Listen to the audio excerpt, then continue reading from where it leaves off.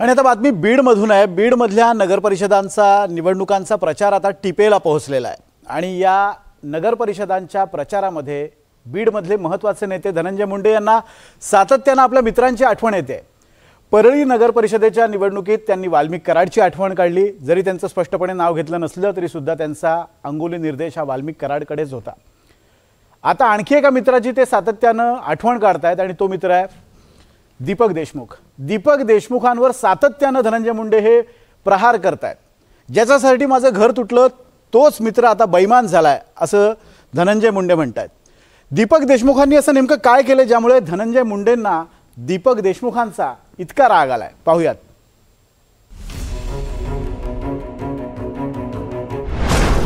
बीडमध्ये दोन मित्रच झाले शत्रू।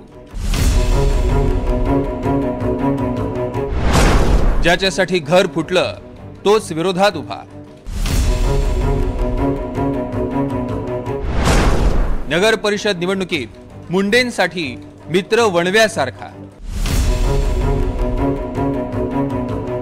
बीड मधलं राजकारण 12 महिने 24 तास जोरात असतं। त्यात नगर परिषदेच्या निवडणुका म्हणजे तर जोरदार राजकीय धुरळा।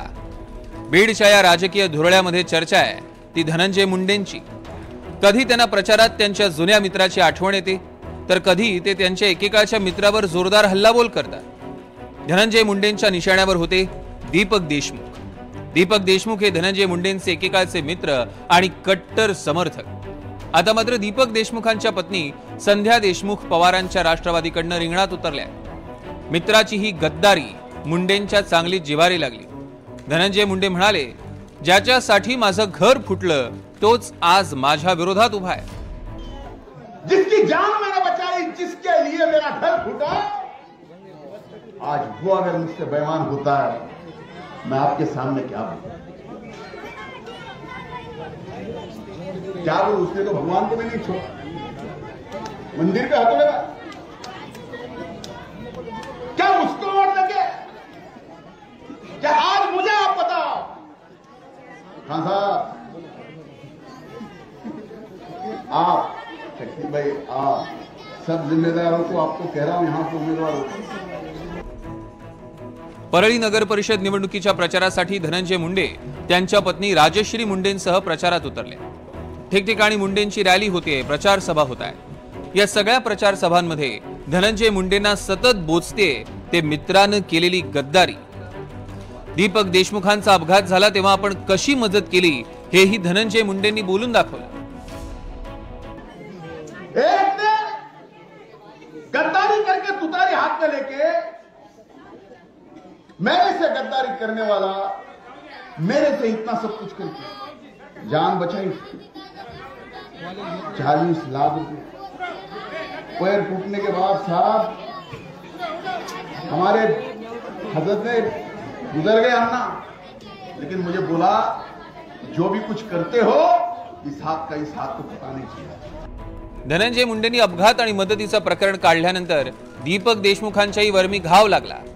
माझ्या अपघातावेळी मुंडेंनी मदत केली असेल तर त्याची नोंद दाखवावी असं आव्हान दीपक देशमुखांनी दिलंय। मी एवढंच सांगू शकतो त्यांना की माझ्या दवाखान्याला जर त्यांनी खर्च केला असेल तर ते टॅक्स पेड आहेत, टॅक्स भरतात आणि कुठं माझी नोंद आहे की मला पैसे दिलेले, की भाटिया हॉस्पिटलला कुठं त्यांनी चेक दिलाय किंवा कशा पद्धतीनं चेक दिलाय हे त्यांच्याकडे रेकॉर्ड असेल त्यांनी दाखवावं। आणि दुसरा प्रश्न आहे की वैद्यनाथ मंदिरचं ते शिखरामध्ये आम्ही भावनिक ह्याला कुठेही हात घातलेला नाही। जिथं मंदिर आहे त्याला दगडी बांधकामाला जे वीट बांधकामानं बंद केलेलं होतं आम्ही ते उघडलं आहे आणि दरवर्षी आमची पूजा असते, आम्ही ते केलेले आहे। एवढंच मी बोलू शकतो। दिवंगत गोपीनाथ मुंडेंनी दीपक देशमुखांना 2006 मध्ये नगरसेवक पदी संधी दिली। 2011 मध्ये भाजपनं तिकीट नाकारल्यानं दीपक देशमुख अपक्ष लढले आणि बहुमतानं नगरसेवक झाले। त्यावेळी दीपक देशमुखांना अपक्ष उभं करण्यामध्ये धनंजय मुंडेंचाच पाठिंबा होता अशी चर्चा आहे। दीपक देशमुख अपक्ष निवडून आल्यानंतर खुद्द धनंजय मुंडे यांनी दीपक देशमुखांना नगराध्यक्ष करण्यासाठी गोपीनाथ मुंडेंकडे हट्ट धरला होता। मात्र गोपीनाथ मुंडेंनी दीपक देशमुखांना नगराध्यक्ष केलं नाही।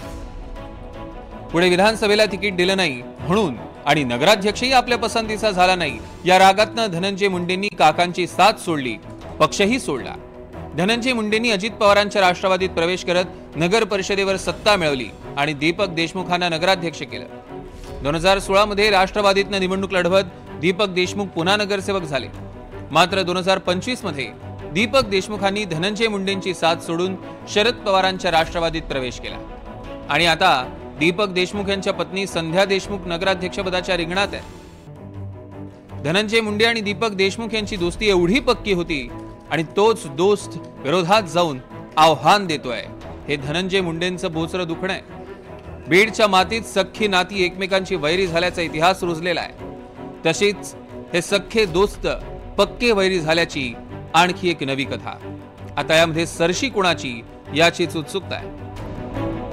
आकाश सावंत, NDTV मराठी, बीड.